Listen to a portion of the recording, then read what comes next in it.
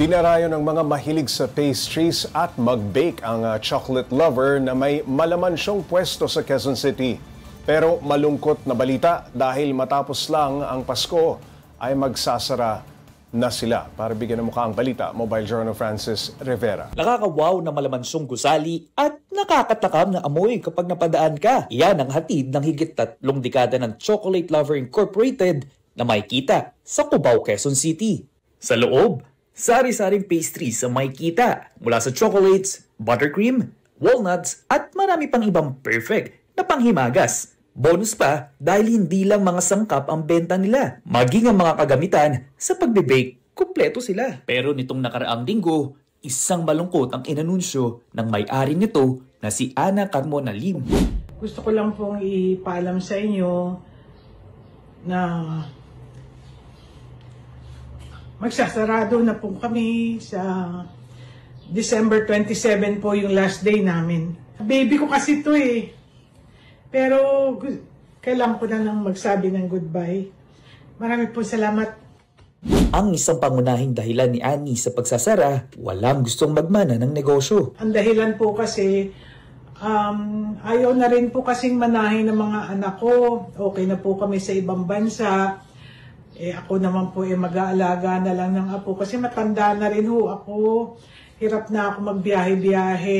Kaya ang mga empleyado, halos pasasalamat at lungkot ang nararamdaman dahil sa nakatakdang pagsasara nito. Mahal po namin yung boss namin, sir. Wala po kami masabi sa boss namin. Siyempre, nung laban namin, sir, nakakaiyak talaga. Sa totoo lang, sir, lamang ang nakakalungkot.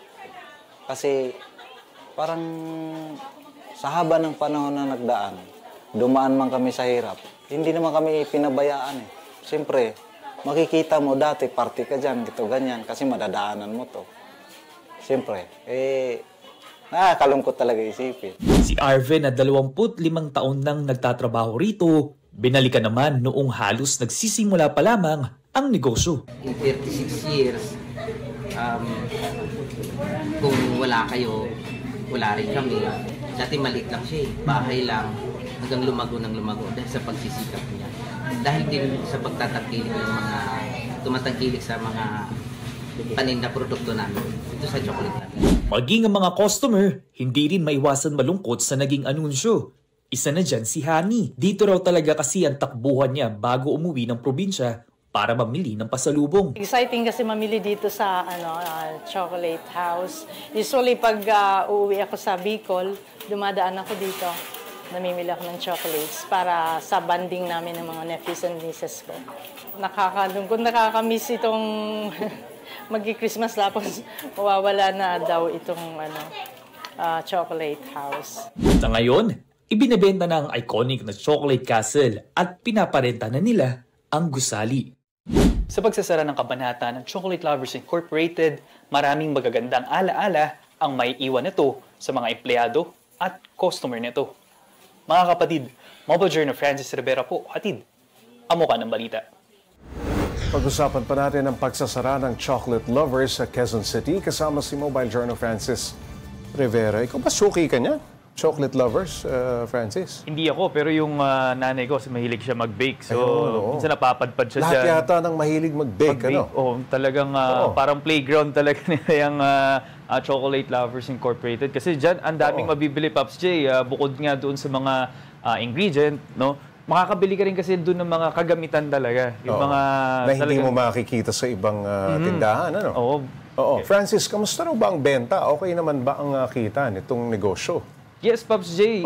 Nung dumating nga tayo doon, nung binisita natin itong store, Chocolate Lovers store na to, puno. Daming tao. Madaming tao, mahaba ang pila, talagang dinadayo siya, no? May mga nakausap nga tayo galing pa sa ibang lugar, no? Gaya nga nito si nakausap natin galing pa siya pauwi pa siya galing Bicol, uuwi siya papuntang Bicol. At ngayon Pops J talagang dinudumog siya ngayon, no, dahil yung clearance sale. Talagang bagsak presyo na yung mga binibigay nilang sa mga produkto nila. Kasi magsasara na.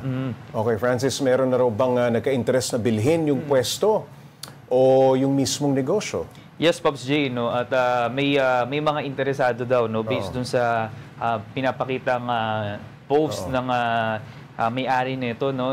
At ang sabi nga dito, kahit anong negosasyon, no, na mangyayari dito, talagang desidido ang may-ari, no, na si Miss Annie, na ipasarado na talaga itong Chocolate Lover Incorporated.